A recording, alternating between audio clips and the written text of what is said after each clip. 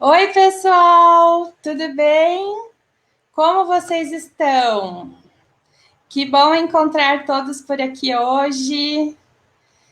Sejam muito bem-vindos.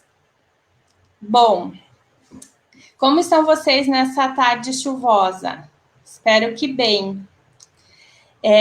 Eu quero dar as boas-vindas a todos e todos que estão aqui participando da primeira live do Reverbera. O Reverbera, que é um canal aberto para discutir questões de educação como caminho para o desenvolvimento sustentável, caminho esse que passa obrigatoriamente pela educação, e a gente precisa, no meu ver, a gente precisa muito refletir como mostrar para as crianças a importância da natureza, como se conviver bem com outras espécies, como entender, para passar para eles a importância do uso da água, da chuva, né? Que hoje a gente está aqui, a gente está passando por uma seca muito forte aqui no Paraná, então tudo vem a calhar para a gente conversar sobre isso nesse momento. E então é para conversar sobre tudo isso que eu contei agora para vocês que o Daniel está aqui hoje com a gente. Então, Daniel, seja muito bem-vindo. É um prazer Obrigado. para a gente do Reverbera receber você. Quero te dizer que muito obrigado por compartilhar com a gente o seu tempo e o seu conhecimento. Estamos muito felizes. E eu queria, já temos 37 pessoas com a gente participando. Eu queria que você começasse se apresentando um pouquinho da sua trajetória. Eu te conheço já há algum tempo, sei que você já fez muita coisa legal, mas acho que tem gente aqui que quer conhecer também. Obrigado, Maíra. Boa tarde, pessoal. Bom, obrigado pelo convite, então, Maíra. Eu sou o Daniel, tenho 30 anos, tenho um filho que vai fazer 5 meses agora. Minha formação é em comunicação social, relações públicas, e desde a minha infância me interesso muito por história. História sempre me encantou, e na juventude o que me interessou foi mudança. Sempre gostei de transformações, assim, que tem tudo a ver com um pouco de história. Trabalhei com projetos de educação, de comunicação, com planejamento publicitário, educomunicação. Se tiverem dúvidas, podem ir perguntando também, a Maíra vai me acionando. E à E medida que... deixa eu só fazer esse parênteses, gente. O que vocês quiserem compartilhar aqui, fiquem bem à vontade, que eu vou fazer a ponte para passar as perguntas de vocês para o Daniel, tá bom? E durante a faculdade, por curiosidades, assim, eu tive algumas pessoas, eu tive um professor, por exemplo, que me inspirou muito em urbanismo, fui me interessando por sociologia e permacultura, que são assuntos que a gente vai entrar ao longo dessa conversa. Bom, com esses assuntos na cabeça, eu empreendi um negócio em educação, no contraturno de escolas, trabalhava com jovens e professores, e por por um sentimento de querer mudança ainda, eu saí da empresa e fui trabalhar como PSS, como professor de linguagens na Ilha Rasa, numa ilha, no litoral norte do Paraná. E essa oportunidade surgiu por um acaso, eu queria vivenciar a experiência de professor e morar numa outra ilha, na verdade. Eu queria morar em Barbados, porque há mais de 10 anos eu participei de uma experiência de turismo de base comunitária, que tudo que surgir de dúvida, vão falando que que eu estou trazendo alguns conceitos, né? Mas turismo de base comunitária é uma ideia revolucionária de turismo, é uma forma de gerar renda, valorização da cultura e uma experiência muito rica para o visitante e para quem está recebendo, o anfitrião. E nesses 4 dias que eu experimentei esse universo de Barbados, eu me remeteu a uma outra época, assim, a uns anos antigos, porque o banheiro era fora de casa, não tinha saneamento básico, o banho era de caneca, tomar água era só abrir um cano e beber, não existia garrafinha de água para você comprar, você bebia direto de uma fonte, a natureza era exuberante, a forma de falar era diferente, a alimentação diferente, tinha um bolinho de graxa, que é um bolinho frito que não tem recheio, mas que é gostoso, muitos Tipo peixes, bolinho de chuva? tipo bolinho de chuva, exato. Chamam de bolinho de graxa porque não tem recheio. Peixes, frutas que eu não conhecia. Não sei quantas frutas você conhece, Maíra, mas eu vejo que a Mata Atlântica tem frutas incríveis que a gente não encontra no mercado, né? A gente acha que aquele limão Tahiti é algo comum, mas no fim o limão rosa, que é a coisa mais incrível que a gente pode ter, não está assim tão acessível para todos, né? Sementes, saberes, barulhos, a experiência de como eles veem o tempo, como é o esporte para os pescadores, para essas comunidades caiçaras, né? Como são as famílias. Então, conheci isso há 10 anos atrás, e em 2017 eu participei de uma viagem, que era uma ação voluntária de Dia das Crianças, que ia um barco por várias ilhas entregando brinquedos. E nessa experiência, teve 2 pontos assim que eu mudaria, porque eles entregavam brinquedos de plástico para as crianças, e o que eu percebia é que as crianças não necessariamente precisavam daqueles brinquedos, né? Então gerava só mais lixo, e ainda tinha aquela distinção clássica de meninos e meninas. Então o menino ganhava bets, ganhava bola de futebol, carro e arma, e a menina ganhava boneca e bola de vôlei. E era engraçado que depois as crianças trocavam, né? Mas uma boa surpresa que aconteceu nesse roteiro é que a gente passou uma noite, era uma viagem de 2 dias, e na noite que a gente passou foi em Barbados de novo, reencontrei essa família depois de 7 anos, e vi que muita coisa mudou, não tinha mais o banheiro de fora, não tinha mais o banho de caneca, o saneamento ainda não era tão desenvolvido como algumas partes da cidade, mas já tinha evoluído muito.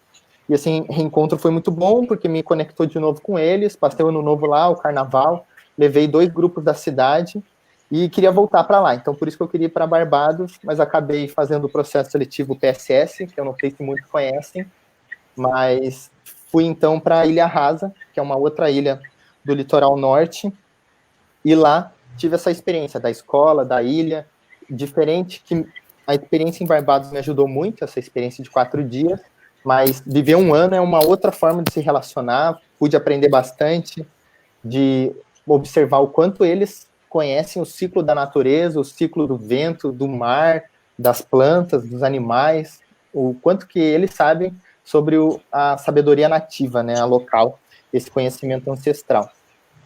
E, bom, eu posso falar sobre a experiência do PSS, a experiência da escola, a experiência da ilha. Gostaria que fosse esse bate-papo, então, dos ouvintes, né, poderem participar. E sobre educação ambiental, o que eu queria trazer, assim, é que eu vejo que é uma boa parte da geografia, né, e ela pode se dialogar com tudo. Então, pode dialogar com a educação física, com linguagens, e essa educação ambiental pode ser bem diferente entre o que a gente vive na ilha e o que a gente vive na cidade. A gente está vendo aí quantas informações, né, notícias tristes no jornal, que é o estudo ambiental da cidade. Então, não sei se você viu, Maíra, aquele caso de um funcionário de um mercado que morreu no mercado e eles tamparam com guarda-sóis e tapumes e o mercado continuou funcionando. Não vi. Foi anteontem, assim, ou ontem, não sei. Horrível, não. E daí eu e a Karen, a minha esposa, a gente conversou e daí ela falou, né, mas o que podiam fazer? É assim, né, a empresa tem que seguir mantendo.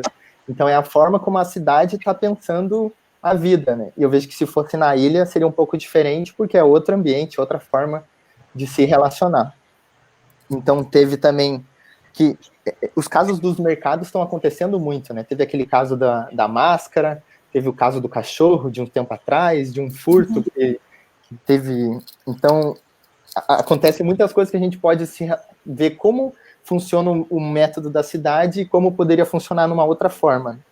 E eu vejo que o principal da educação ambiental é poder influenciar as futuras gerações a poder fazer diferente mesmo, a mudar todo esse ambiente, seja o ambiente da cidade ou o ambiente rural, todos precisam ter alguma diferença, né? Então acho que a cidade tem que mudar muito mesmo. Eu lembro que uma vez eu estava no Rio de Janeiro falando com um engenheiro nuclear, que já tinha trabalhado na ONU, assim, e a gente olhou para a paisagem do Rio de Janeiro, né, aquele monte de casas juntas, e eu falei para ele, né, como que você acha que futuro pode ter essa cidade, né? Como que ela pode se reinventar? E ele falou, olha, não sei o que você acha. E eu falei, eu acho que essas pessoas tinham que ir para o interior. Nós todos deveríamos migrar de novo, ter um êxodo urbano para o interior das cidades. E ele falou, mas será que será que o interior está preparado para receber essas pessoas? vai ter trabalho para elas? E eu acredito que essa função vai ser dessas pessoas, né? Nós, no caso, e vivermos esse êxodo urbano. Até eu vi um vídeo sobre o futuro das cidades, que ele fala, ó, eu não quero te dar nenhuma dica, não quero te convidar, mas o futuro vai ser as pessoas irem para o interior, porque elas estão percebendo que a gente não tem mais a necessidade de viver na cidade. A tecnologia está nos dando o potencial da gente poder voltar para as origens de boa parte das famílias. Quero fazer 2 comentários sobre isso. Primeiro, que eu vejo que agora, na pandemia, tem muita gente fazendo isso, né? Alugando casas, indo para sítios, indo para praia, saindo desse ambiente da cidade. Mas também tem uma outra coisa que tem muita discussão também sobre cidades sustentáveis, sobre como a gente consegue mudar as coisas por aqui para melhorar, né? Quando a gente fala de hortas comunitárias, quando a gente fala da melhoria da mobilidade, quando a gente fala, enfim, de muitos outros aspectos. Total. Eu estava pensando, né, com esse tema, educação ambiental. Quando ele surgiu, né? Se você for olhar no Wikipedia, alguns estudos vão falar que começou nos anos 70 essa globalização do conceito de educação ambiental, de todo mundo entender o que é educação ambiental. Mas eu diria que começou muito antes, né? Todas as comunidades tradicionais, elas têm um conhecimento de educação ambiental muito forte. No fim, elas já eram muito bem educadas ambientalmente, tanto que vivem até hoje em forma sustentável. Mas como tendências desse movimento de conceitos, um que eu achei incrível, assim, se chama prosperidade sem crescimento. Não sei se você já ouviu falar desse conceito, mas que é nessa ideia de como a gente consegue gerar prosperidade sem necessariamente gerar tanto consumo, né? Que tem muito a ver com economia circular, que são, eu acho que é a palavra da moda quando a gente fala em educação ambiental. E uma que eu gostei muito, assim, é o biomimetismo, que é como a gente consegue inovar nas coisas a partir da observação com a natureza. Sim. E eu vejo o quanto que a gente aqui na cidade não consegue ver, né? Eu converso com alguns amigos das ilhas, e eu falo para eles, pô, eu tô trancado em casa, não sei qual é a lua, não ouço barulho de pássaros, não vejo animais, não consigo pegar uma fruta de uma planta, não jogo futebol, que são coisas que fazem lá na ilha até hoje, porque lá eles ainda estão em um isolamento com relação ao Covid, né? Ainda não, os casos não estão chegando lá, então eles conseguem viver de uma forma mais natural, em conexão com o todo mesmo.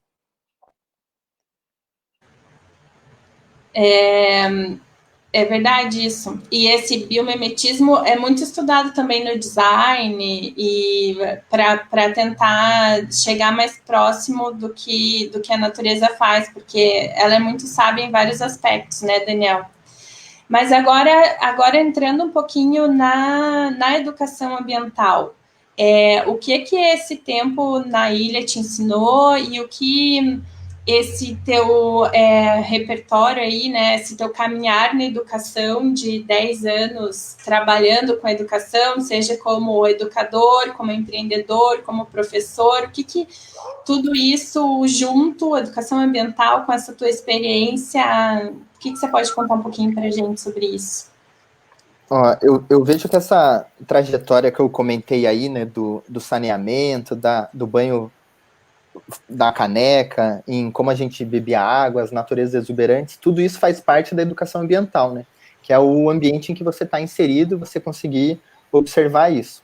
Então, acho que o que a gente pode aproveitar desse conceito é poder olhar o nosso entorno, o que a gente pode aprender disso e como que a gente pode chegar um pouquinho mais perto do outro lado, né? Seja o meio rural chegar um pouco mais perto da cidade, em questão de saneamento básico, de segurança pública, que até o meio rural é até mais seguro do que o meio urbano, mas também porque ninguém se expõe muito. Mas dá para a gente aprender com ambos os lados. Eu vi muito forte, assim, nas ilhas, essa conexão com a natureza, então algo que me chamou a atenção foi as abelhas nativas, que são também um conceito que está surgindo na cidade como uma tendência. E as abelhas nativas, elas estão a todo canto lá e a gente não consegue mais observar isso aqui na cidade, né? A gente só vê aquela do ferrão a gente não consegue ver aquela com ferrão.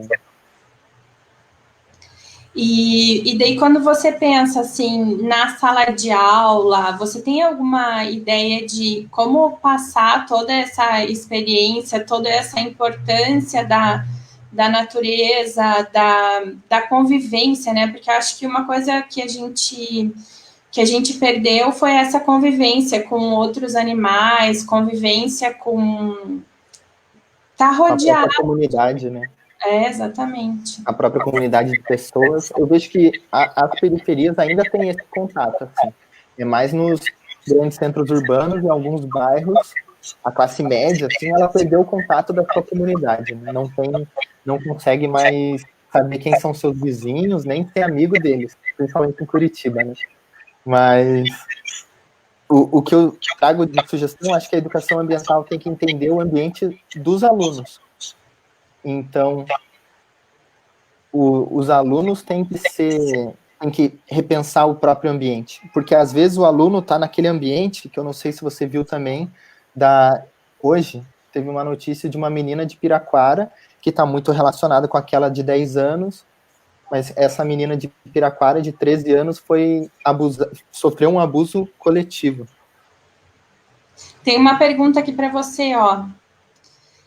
Vocês consideram que reconectar crianças urbanas com a natureza é mais fácil do que reconectar adultos dentro dessa perspectiva de retorno aos meios rurais? Olha, eu acho que depende de cada um, porque eu tive nessa ilha, a gente fez uma experiência de levar jovens do Colégio Internacional de Curitiba para irem para a ilha, para eles viverem uma experiência lá. Foi legal que espera-se que o Colégio Internacional de Curitiba tenha um conteúdo. Ah, sim, o Jardim de Mel. Mas o Escola Internacional espera-se que tenha um conteúdo muito de ponta, assim. Só que esses jovens, adolescentes, eles não sabiam diferenciar uma goiaba madura de uma estragada. Eu vi umas crianças da ilha, elas pegavam umas goiabas, assim, meio passadas já, e davam para os adolescentes para ver se eles comeriam ou não, porque eles estavam se formando, então eles iam viver uma experiência diferente. E eu vi que alguns se conectaram com a natureza, mas outros não, assim, outros conversaram sobre futebol internacional e não aproveitaram tanto a experiência de estar naquele local. Então acho que é muito de cada um, né? Mas porque eu tive experiência na infância no interior. Então me cativo muito fácil assim pela natureza. Eu acho que depende de qual experiência você teve, o quanto você já entrou em contato para ter essa conexão. Mas eu acho também que o que a Elza quis dizer foi assim, né? Se a gente já, desde cedo, conecta essa criança, seja na escola, com os pais e tal, e mostra para ela que existe uma outra perspectiva da convivência com a natureza, isso vai muito, né? Isso melhora muito. Porque, assim, uma das coisas que eu sempre converso com diversas pessoas a gente tem uma meta agora, que é a meta dos ODS, né? Os Objetivos de Desenvolvimento Sustentável, que todos os países membros da ONU têm que perseguir até 2030 e tal. E assim, tudo bem, a gente chegou em 2030. Alguns desses objetivos, eles foram alcançados, outros não foram alcançados. Mas se a gente não tiver pessoas preparadas para trabalhar com esse novo cenário, isso tudo pode cair por terra, né? Todo esse avanço que aconteceu, se não tiver gente que seja formada pensando nisso, também, né? Então, é por isso que eu penso que a educação ambiental é muito importante, não só a educação ambiental, mas todo esse conviver, seja com bichos, seja com plantas, seja com outras pessoas, pessoas diferentes de você, né? A experiência mesmo, né? Eu fiz um curso de permacultura em Goiás, que é no Cerrado, né? E eu não conhecia o Cerrado, só de ouvir falar, né? Na escola, assim.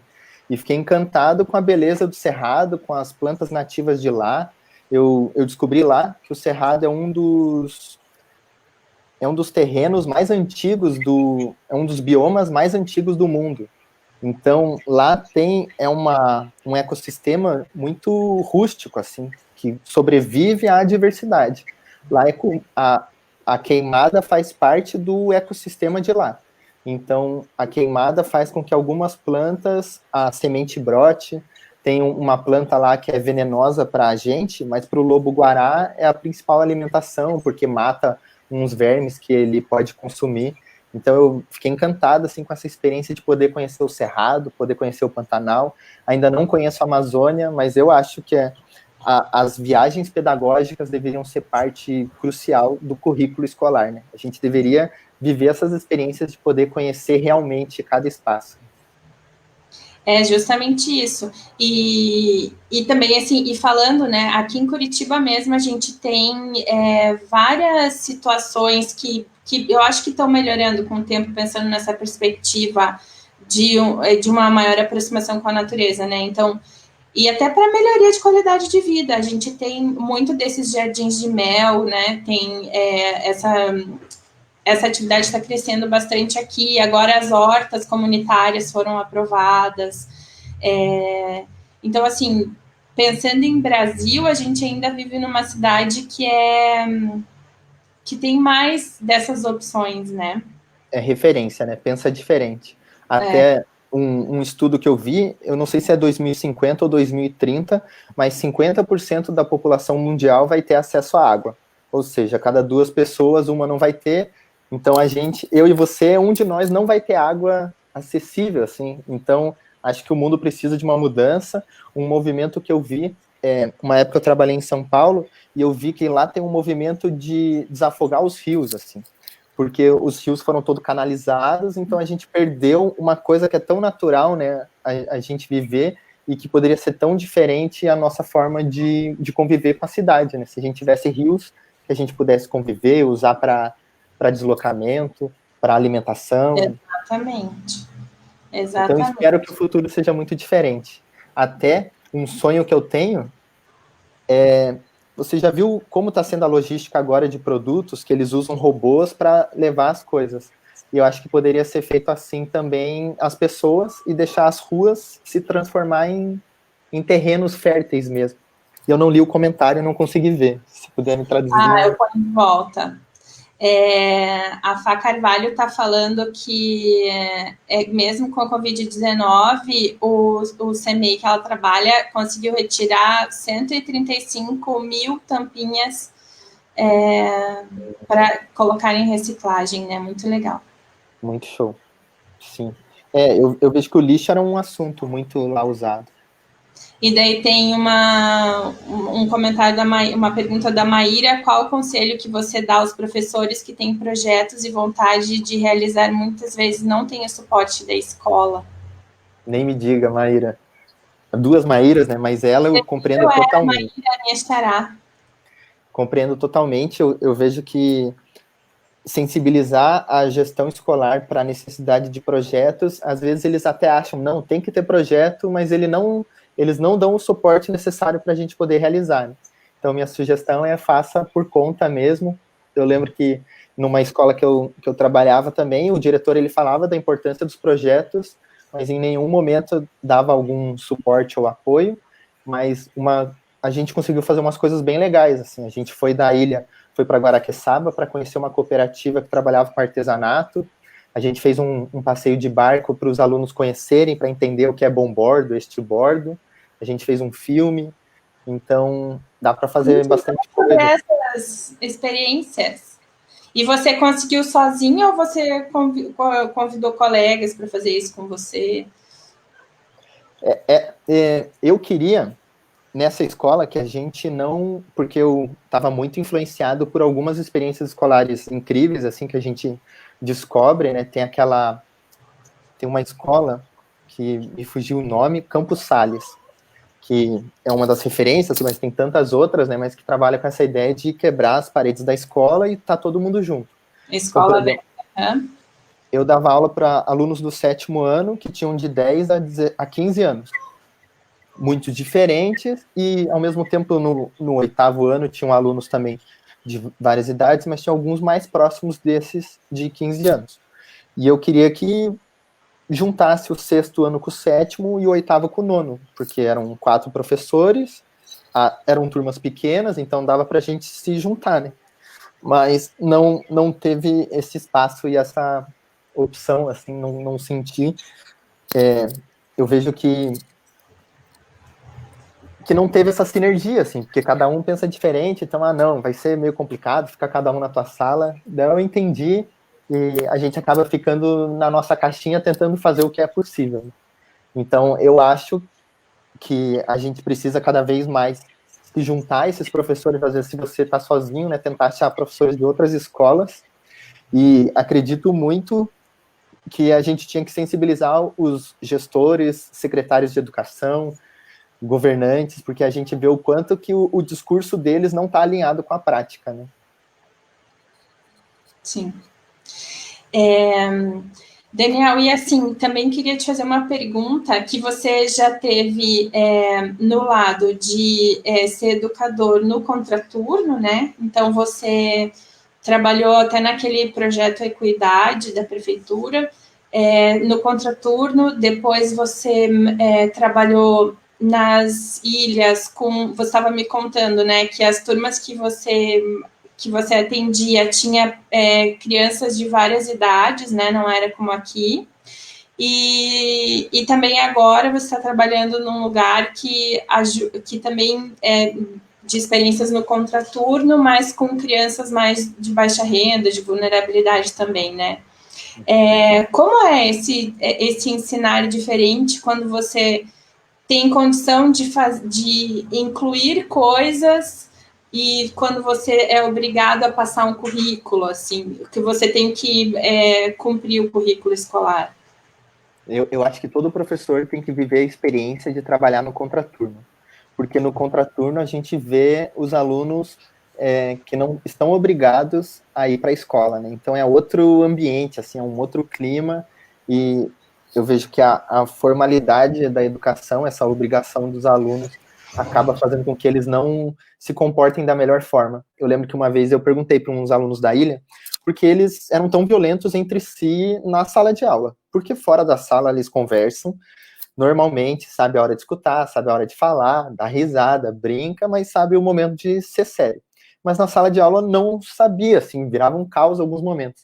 E daí um deles matou a charada, assim, ele falou, professor, é que nem jogar futebol. Você já jogou futebol sem juiz? Se a bola sai, todo mundo fala, a bola saiu. Se você faz falta em alguém, foi falta. Todo mundo entende. Se tiver o juiz, aí, se a bola saiu, você tenta enganar, fala que não foi falta, dá discussão. Eu falei, então é isso, a gente tá nesse jogo agora e eu sou o juiz. Daí ele falou, é bem por aí, assim. Eu vejo que ele teve uma boa leitura de como é. É bem isso. Olha só que legal que a Eliane está falando. Você nunca estará sozinho com grandes ideias assim. Estamos todos juntos. Parabéns. E é isso, né? É isso de arriscar e de... Às vezes você não consegue parceiros ou pessoas interessadas no teu projeto muito perto de você, mas quando você começa a procurar um pouco mais, você descobre que tem muita gente que pensa igual a você, né? Você só, de repente, não está no grupo certo. Com certeza. É bem por aí mesmo. Essas pessoas se encontram muitas vezes, né? Mas é que às vezes dessa essa discussão, essa conversa não tá tão exposta, né? Eu participava de algumas formações continuadas, né, quando eu estava no PSS, e eu vi o quanto, às vezes, essas conversas não eram estimuladas para as pessoas se conectarem e se apoiarem. Era meio que, vamos te ajudar para você trabalhar individualmente com o seu grupo, e não para a gente realmente pensar em algo maior, né? Eu lembro que em São Paulo eles estavam com esse movimento de cidade educadora. Eu acho que é um conceito incrível assim para a gente pensar para cada comunidade. Então, você fez aquele trabalho no Tatuquara, né? Então, Tatuquara é educador. Se foca assim, a gente pode causar transformações. Né? É verdade. E, Daniel, agora eu vou te fazer uma pergunta que talvez eu te coloque numa saia justa, mas daí você, como um bom professor, sabe que você pode falar não sei. Mas, assim, com todas essas experiências, com esse teu olhar de saber a importância de falar sobre educação ambiental, de se ter um novo contato com a natureza e tal, o que seria uma aula ou uma forma bacana de se passar isso para as crianças, sabe? Se você tivesse que dar uma aula, fosse convidado para dar uma aula em algum colégio para conscientizar ou para, pelo menos, despertar esse olhar nas crianças, como você faria? Minha sugestão, assim, eu tentaria fazer um tema de volta às raízes e de fazer com que eles tentem identificar quais são as raízes deles, assim, no sentido da construção que eles vieram. Porque um conceito, assim, que eu gosto, e eu contaria uma história, que é essa, no caso, que eu vou contar para você, mas que eu... Porque... Para um monte de gente que está aqui te ouvindo. Tem um canal do YouTube que se chama... que é tipo esses programas de auditório, é um Trevor Noah, ele é um comediante da África do Sul, que está agora nos Estados Unidos, e ele traz umas coisas que estão acontecendo lá, e eu gostei, assim, do que eles estão discutindo, porque eles estão discutindo qual é a história que eles contam. Então, o New York Times publicou que o projeto 1619, porque até então eles contavam a história de que os Estados Unidos foi descoberto em 1492 por Cristóvão Colombo. Mas agora eles estão querendo contar a influência que teve a escravidão na construção histórica do país. Então, 1619 foi a chegada dos primeiros escravos. Então, é repensar a história que eles contam. E daí, com relação a isso, eles mudaram o nome de um time, que é o Redskins, que são os Peles Vermelhas de Washington. Eles acharam que esse nome é pejorativo, então eles estão mudando o nome do time de futebol americano. Então achei interessante assim, o quanto que eles estão repensando a história, que traz essa ideia das estátuas, né, que eles derrubaram, traz sobre nome de rua. Eu gostei que um historiador falou, a Rua dos Imigrantes, todas essas avenidas que conectam São Paulo com o resto do Brasil, tem nomes dos bandeirantes, e os bandeirantes, essas ruas eram todas trilhas de indígenas. Então eu vejo o quanto a gente não sabe sobre a raiz histórica da gente como Brasil, né? Não sei se você sabe o que é um sambaqui, mas eu não conhecia até ir para a ilha. Eu sei porque eu fui para Antonina muitas vezes. Mas conta aí o que é um sambaqui. Porque o sambaqui, algumas pessoas das ilhas acreditam que é quando acabou o dilúvio de Noé, juntou essa monte de terra em algum lugar. Tipo, que nem quando você tira um ralo, junta a terra em algum canto. Alguns acham que é isso. Já os historiadores não podem falar com tanta certeza, mas eles dizem que são civilizações de 3.000 anos atrás. E eu acredito que os sambaquis eram uma forma de barreira da maré, porque lá nessa ilha ele bloqueia perfeitamente a maré. Então pode funcionar como uma forma de defesa também, uma construção urbanística. Né? E eu vejo, pô, que sabedoria incrível, que história incrível que a gente tem no Paraná e que em tantos outros lugares que tem sambaquis, né? E que não são tão bem aproveitados quanto poderiam, pelos que poderiam tomar essas decisões. Né? Você sabe que eu tenho alguns amigos no Canadá e nos Estados Unidos e eles estão anos-luz na frente da gente nessa história de rever a história, de dar mais importância aos primeiros nativos brasileiros, né, aos índios. Lá nos Estados Unidos, eles já agradecem, lá no Canadá, né, eles já agradecem, eles já querem saber, todo mundo quer saber como é que é essa cultura, quer escutar a história, sabe? E aí eu até tenho uma coisa que aconteceu faz um mês lá na minha casa. Assim, minha mãe queria fazer para os meus sobrinhos. Geralmente eles fazem uma maquete assim para os meus sobrinhos para eles brincarem em casa. E a minha mãe e meu pai decidiram fazer uma oca indígena e colocar os índiozinhos para as crianças brincarem, né? Já fizeram fazenda, já fizeram um monte de coisa e daí decidiram fazer essa oca. E a minha mãe procurou por tudo índios brasileiros para colocar como brinquedos. Não existe. Os índios, até os índios brasileiros, até os índios a gente importa dos Estados Unidos. Porque aqui a gente só tem brinquedos de índios americanos. Então, é uma coisa horrível, né? Eu até estava falando para ela, a gente tem que mudar isso, a gente tem que descobrir como trazer toda essa bagagem, essa ancestralidade de volta, que também é uma coisa de se pensar quando a gente pensa em educação ambiental, né? E até o jeito que os índios educam os filhos, né? Como toda a comunidade se envolve para fazer isso, como eles entendem, que qual que é a relação com a natureza, eles sabem que eles têm que tirar aquilo que eles precisam e não mais do que eles precisam, porque senão depois eles vão ficar sem, enfim. Me surpreendeu muito isso na ilha, porque eu vejo que se fosse qualquer pessoa da cidade, já teria destruído toda a ilha, colocado casa e vendido para quem é de fora, né? Mas não, eles têm essa essência, né? Ó, a Verônica fez mais uma pergunta aí para você, Daniel. Quer responder? Qual a importância que devemos dar à cultura indígena na educação infantil? Eu acho que é essencial, né? Eu fui no Ecoa Park. Não sei se já foi, Maíra, se quem está assistindo também já foi, mas é um parque que fica em Antonina ou Morretes, não sei, mas perto da Estrada da Graciosa, e lá tem algumas trilhas, é um espaço bem legal, e ele conta uma história, que eu não lembro o nome também, mas que tinha porque aqui foi um império guarani, né? Então eu vejo quantas histórias de cada tribo também, né? A gente não é isso, né? Os povos indígenas, cada tribo, Chavante, Guarani, eu vejo quanto que a gente não sabe e deveria saber mais sobre as histórias.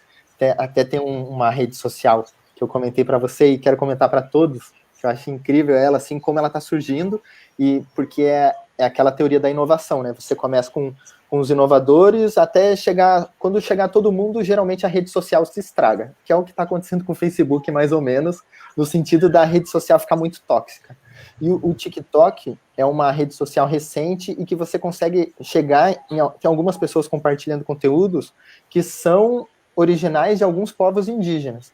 Então tem uma moça lá que é Cunhaporanga e que ela mostra como é a realidade deles, assim, tipo a arara azul voando. Ela conta sobre questões que as pessoas perguntem para ela na rede social. Então é super legal o quanto a gente pode aprender também nessa nova rede social chamada TikTok. Mas daí essa história dos povos guaranis que mostra lá no Ecoa Park, ela mostra que lá era um grande império, que eles foram uma vez até os maias, ou os astecas, eu não lembro quem ficava ali no Chile, mas que eles fizeram um grande percurso, assim, saíram aqui de São Paulo, foram até Mato Grosso do Sul, e daí foram até o Chile caminhando, e eles faziam sempre esse trajeto numa ideia espiritual. Até que veio uns portugueses, convenceu os índios brasileiros a irem lá saquear, enquanto os índios de lá estavam guerreando com os de cima. Então tem muita história que a gente acaba não conhecendo, né? Até a forma como eles olham o céu, né? Tem a anta, tem uma constelação, né, que se chama a anta. Então é legal demais o tanto de coisa que tem lá, que tem nessas tribos que podem ajudar a gente com diferentes conhecimentos. Até eu lembro que uma vez eu machuquei o pé e eu pedi ajuda para um morador da ilha para o que eu poderia passar, né? E daí ele falou, tem uma planta aqui que se chama Ave Maria, com uma outra você amassa, deixa no pé e no outro dia tá bom, assim. Então é essas sabedorias que a gente pode aproveitar, né? Exatamente. E assim, tem tanta coisa, né? E até eu acho que se a gente olhar para trás e ver desde a cultura, da forma de se relacionar com a natureza, da forma de se realizar com a comunidade, né? Porque daí é comunidade mesmo, é o todo comum, né? Eles convivem de uma maneira muito diferente da nossa. As responsabilidades são compartilhadas, né? Tudo é compartilhado. Então, Verônica, eu acho que a gente tem muito, muito, muito a aprender olhando para essas comunidades. E até assim, eu estava lendo outro dia, não sei se vocês conhecem o Frijo Capra, ele é um físico muito, ele é um estudioso de muito tempo, assim, ele estuda física quântica e agora ele está trabalhando numa universidade na Califórnia e ele tem um programa que é um programa de como se fosse um letramento ecológico, esqueci agora como que ele dá o nome disso, mas alfabetização ecológica. Alfabetização ecológica, muito obrigada. E os passos dessa alfabetização vêm também de uma tribo indígena do Canadá. Então, assim, como é importante esses conhecimentos, né, gente? E como assim, a gente também, a gente se utiliza dos conhecimentos de muitas pessoas para avançar. O Por que que a gente chimarrão é não... indígena, né? O chimarrão é indígena. O chimarrão, o tererê, eles falam do PDCA, né, que é uma forma de gestão de projetos que você planeja, checa, realiza e Exatamente. e você viu daí o Dragon Dreaming, que é a gestão de projetos pensando utilizando da sabedoria aborígene. Então, em vez de você começar planejando, você começa sonhando e depois de você realizar, você celebra, porque senão você só planeja, realiza e avalia. Então, é um ciclo que não tem celebração. Então, daí é um novo olhar assim para a gestão de projetos também. Eu acho que a gente tem que aprender muito mesmo, não só com os nossos povos originários, mas com de todo mundo, né? O mundo inteiro deveria repensar essa forma de como a gente aprende, como a gente se observa. Eu vi uma pesquisa que fala o quanto os índios brasileiros ou os latino-americanos são mais semelhantes aos nativos da Malásia, Indonésia, com os asiáticos. Então tem um olho mais puxado, tem estatura baixa. Isso significa que provavelmente quem colonizou a América Latina por primeiro foram alguns povos de lá que pegaram os barcos e conseguiram chegar até aqui. Né? Pois é, vai saber. Mas então, conversando sobre a educação e tudo isso, né, a gente tem que sair do nosso papel do nosso egocentrismo, ou, né, e entender que a gente tem que conviver com outras espécies, que a gente tem que conviver com o diferente mesmo, né? E daí se você a gente estava conversando sobre isso, né? Um dos 7 saberes para a educação do futuro é o compreender, o saber de compreender, e compreender no sentido de entender as diferenças, porque eu só vou conseguir conversar e aceitar a diferença quando eu entender como é essa diferença e como eles enxergam as coisas, né? Então, acho que isso vale muito também para essa conversa sobre indígenas, sobre os primeiros povos, vale também para entender como tem que ser essa relação da natureza, de passar para as crianças que não adianta a gente querer ganhar dinheiro só para comprar, que esse consumo exacerbado é prejudicial, né? Que as boas coisas estão em coisas que não se compram, né?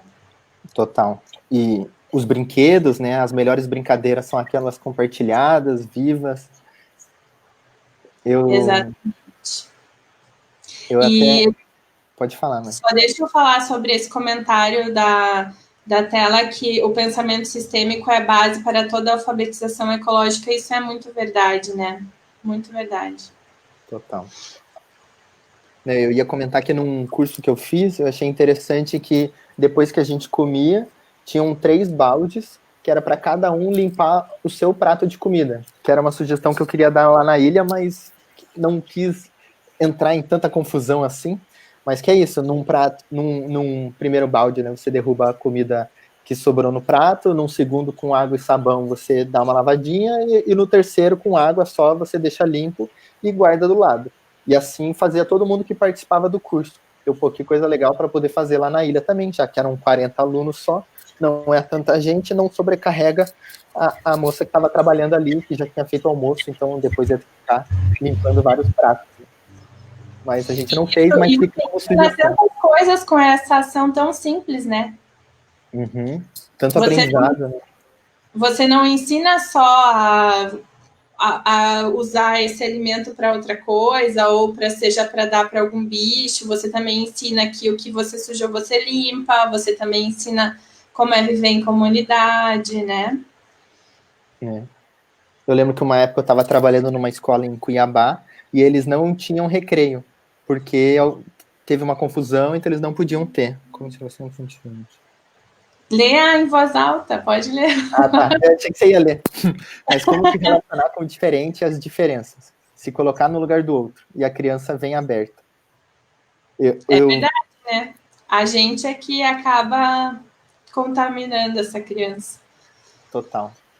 Eu vi uma professora que eles fazem uma experiência lá na Índia de fazer a criança, era numa escola de elite da Índia, que eles colocavam as crianças num ônibus, deixavam ela lá um tempo assim no sol, passando um pouco de fome, para depois ir numa comunidade. Que daí ela falava que era para ter empatia, ela realmente viver a dor daquela criança para daí ela conhecer. Assim. Alguns questionam, né, a forma dela ensinar, porque ela realmente fazia os outros viverem na pele a dor do outro, né, por esse calçado. Até, não sei se você viu, teve uma professora agora, que, daquele caso da menina de 10 anos, que foi abusada, ela comentou numa rede social que essa menina devia estar sendo bem paga, porque ela já fazia isso há 4 anos e não chorou para ninguém.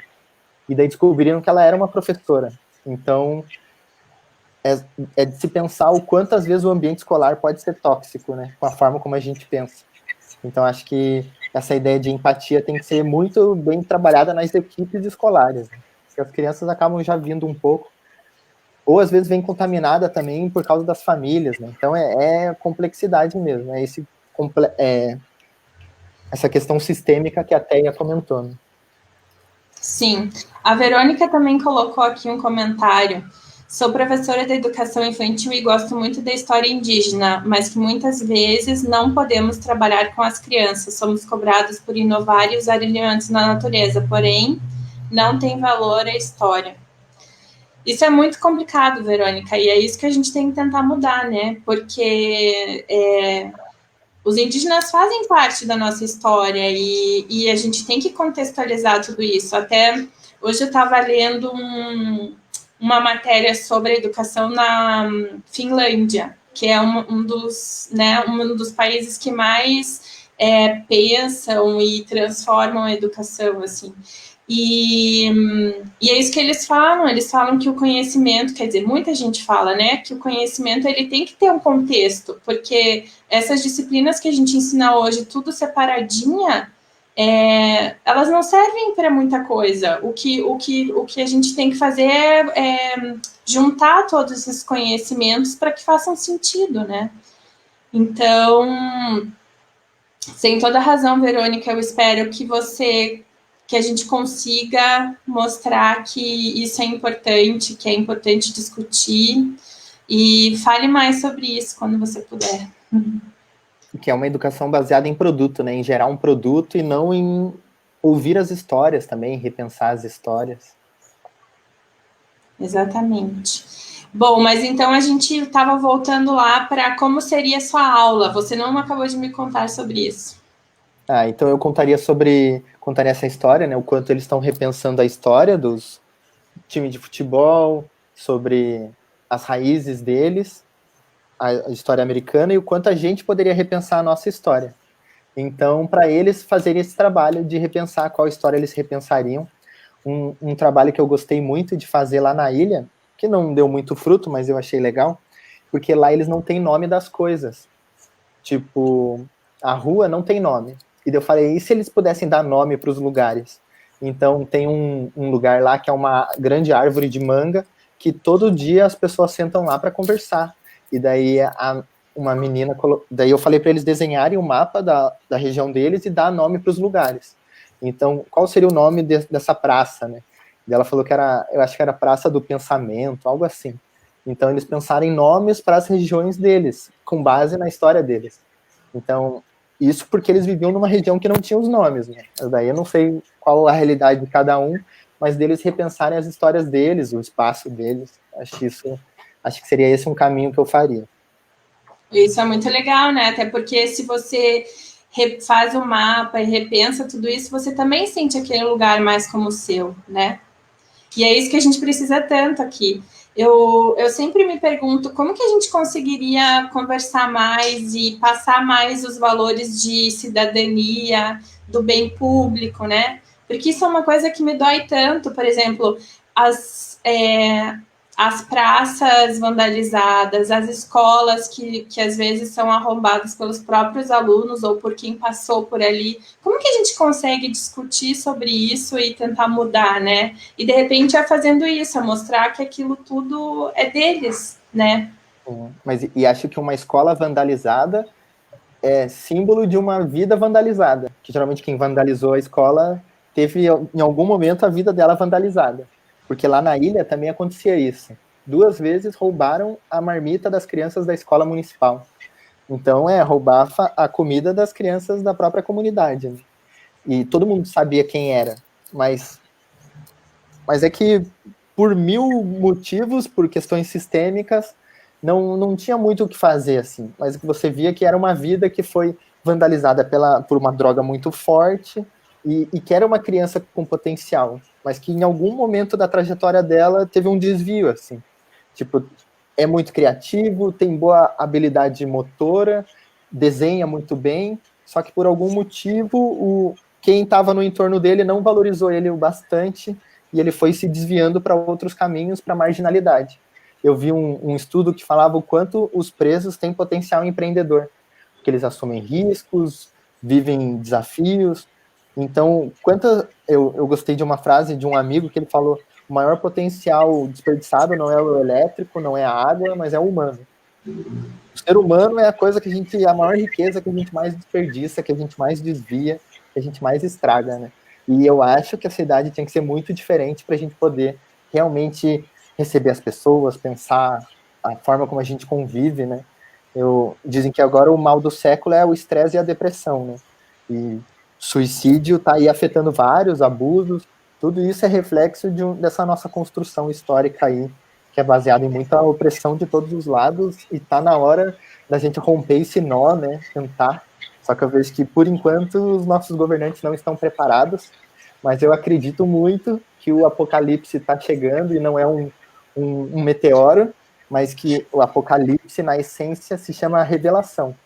E porque lá na ilha eles eram muito cristãos, assim, uma comunidade era evangélica, outra católica, mas eu acabei me conectando com isso e li um pouco, assim, essa parte do Apocalipse da Bíblia, e o que o Apocalipse diz é de um mundo sem nação, porque vai estar todo mundo conectado, a viúva vai ser bem recebida, o órfão também, as pessoas vão largar as armas para pegar a enxada. Eu acho que é por aí que a gente vai conseguir esse mundo diferente, né? Cada um tem que fazer o seu papel, né?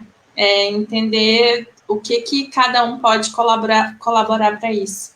A Tânia tem um comentário aqui: temos que trazer a família ainda mais para dentro das entidades educacionais, desde sempre começando no CEMEI. Claro que hoje essa realidade já mudou, mais famílias têm que ser parceiras. É verdade, né, Tânia? Isso é muito importante, porque tem um outro estudioso da educação que eu gosto muito do que ele fala, que é o Tião Rocha, que ele fala que a educação é plural, né? Então, e a educação é feita em qualquer lugar. Então, você não tem que ter uma escola para educar a criança, você não educa só na escola, você educa em qualquer lugar. E nem sei se é educar a palavra, né?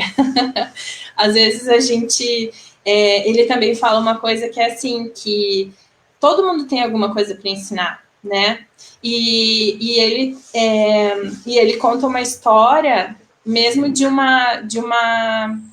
Quer dizer, não é só ele que conta essa história, gente. Tem muitas histórias assim, mas assim, de uma tribo, uma cidadezinha pequena, assim, que queria montar uma escola. Então, eles falaram, mas a gente não tem professor, mas a gente não tem isso. E daí foi um cara lá e montou a escola. E daí a escola ficou vazia por um mês. E daí ele foi lá e falou, não, mas por que essa escola tá vazia? Então, ele foi batendo de porta em porta, falando, eu demorei uma semana para montar essa escola. E eu quero saber você, o que você sabe fazer que você pode ensinar para as crianças durante uma semana? E daí a pessoa falava, eu sei fazer bolo. Então você vai lá e vai ensinar a fazer bolo. E você, o que você sabe fazer? E aí toda a comunidade se reuniu para ensinar o que cada um sabia fazer para as crianças e, né, para os outros membros. Um projeto que eu tentei trabalhar ano passado era de uma universidade que aconteceria na ilha e os professores seriam os moradores das ilhas, porque eles têm cada conhecimento absurdo, assim. É verdade. É bom a gente escutar, né, que a gente está fazendo a diferença. Obrigada, Simone. Uhum. Fala, desculpa. Não, obrigado aí a todos, né, que estão também compartilhando esse momento com a gente, mas porque eu vi o quanto de conhecimento tem na ilha e não necessariamente vinculado ao ensino formal. Porque lá os homens, principalmente, eu gostei de um estudo que falava porque os homens da periferia, esse era um estudo de Londres, mas porque os homens da periferia pegam trabalhos braçais, era algo assim. E daí mostrava o quanto que a escola não está adaptada para os meninos, e o quanto que as meninas se adaptam mais facilmente a um ambiente escolar tradicional. Então, por isso que as meninas vão tão bem na escola e os meninos saem tão fácil, né? E lá na ilha acontecia muito isso. Mas, ao mesmo tempo, é tanto conhecimento lá, no sentido de como fazer uma rede, como construir um barco, como mexer em mecânica, né? Porque lá eles aprendiam, porque eles tinham que se virar com tudo, né? Então, ele não tinha, a partir do 9º ano, 8º ano, geralmente eles paravam, mas eles tinham muito conhecimento prático, assim, era eletricista, construía casa. Eu perguntei para ele, né, pô, você é um arquiteto, né, porque tinha construído várias casas. Ele falou, não, eu nunca desenhei casa. Eu falei, mas quantos você já construiu? Ele falou, dezenas, assim, então é incrível Não quanto era conhecimento só tem lá. né? É verdade. A Tânia falou aqui do José Pacheco, é verdade, eu acho que essa história que eu contei, eu escutei na live dele, Tânia, tem razão. Bom, então assim, estamos indo para os finalmente dessa live. Daniel, eu queria que você deixasse um comentário, um pensamento, uma vibração positiva para todo mundo que está escutando, ou de repente alguma coisa que você, sei lá, o que teu coração manda e contar nessa hora de finalizações. Eu estou muito feliz por essa conversa também, me esquentou. Agradeço aí a todos que estão com a gente. Eu vejo que essa crise hídrica, né, que a gente está vivendo, e que não é só no Paraná, é no Mato Grosso, então justamente na rota dos rios voadores, tem influência direta com as mudanças climáticas, essa frente polar que está vindo. O problema é que os jornais, eles contam coisas muito interessantes, só que de uma forma muito rápida e a gente já esquece, né? Mas eu lembro que eles comentavam que agora que as geleiras estão derretendo, cada vez mais forte vai vir frentes polares. E com as cidades quentes, vão ter cada vez mais tempestades. Então, é só uma tendência, assim. Eu lembro que ano passado eu estava no litoral e fez um calor, assim, absurdo, sensação térmica de 60 graus em Antonina. Eu vi que esses dias aí, essa semana, nos Estados Unidos, eles tiveram recorde de temperatura alta no Death Valley. Eles tiveram um recorde, assim, desde 1913. Califórnia, né? Uhum. Eles não tinham, assim, um recorde. Então, realmente, o mundo está mudando muito e a gente está chegando no fim dessa era. E eu acredito mesmo no apocalipse. Acho que eu ainda vou fazer um vídeo sobre isso, falando por que o apocalipse é agora e como que quem são os cavaleiros desse apocalipse, como que a gente muda. Eu espero que isso seja verdade, porque daí me dá um pouco de esperança, porque eu acho que do jeito que tá, assim, o quanto... Hoje, conversando em vídeo com a minha avó, ela está quase com 100 anos, e ela falou, nossa, quanto o meu avô sofreu aqui no Brasil, porque ele era imigrante, né? Então ela falou, pô, era tratado igual bicho. E é interessante, e ela falou, será que eles não sabiam, ou será que eles faziam de verdade isso? E eu falei, eu acho que eles sabem, assim, não acho que é sem querer, mas é por ignorância, né? Então acho que a gente ainda está vivendo numa era de um pouco ignorância, mas tenho esperança de que vai ter mas é uma mudança muito rápida, assim. Eu acho que a gente evoluiu muito e desceu muito rápido, porque a gente percebeu tanto de problema, né? Então, eu espero que tenhamos melhores momentos num futuro breve. Eu vou colocar aqui o comentário da Regiane, que eu acho que tem a ver com o que você está falando agora. Quando a gestão tem essa ideia que integra, abraça e conecta a comunidade como um todo, uma escola alcança o poder de causar transformação na cidade, né? E é isso, e não é só a escola, né? Mas o que é o mais fácil hoje é essa transformação começar na escola, começar desenvolvendo pessoas mais íntegras, mais justas, que entendam os problemas que a gente está vivendo agora e que tenham capacidade de resolver, né? Se a escola for esse porto, né? Se a escola for esse porto, já é uma super ajuda, né? Porque daí é isso, a escola, meu Deus. tudo influencia, mas se a gente pode contribuir em algo, é com a escola. Né? Exatamente. Então, muitíssimo, muitíssimo obrigada pela tua participação, pela conversa de hoje. Muito obrigada por todo mundo que está aí com a gente, que colaborou com comentários, com perguntas, com ideias, que assistiu. A gente volta, né, Daniel? A gente vai estar sempre por aqui conversando e dialogando sobre coisas que são importantes para a gente. Vocês também continuem aí sempre com a gente. Muito, muito, muito obrigada. Beijos. Um abraço. Palavra final aí. Não? Obrigadão, gente. Fiquem bem.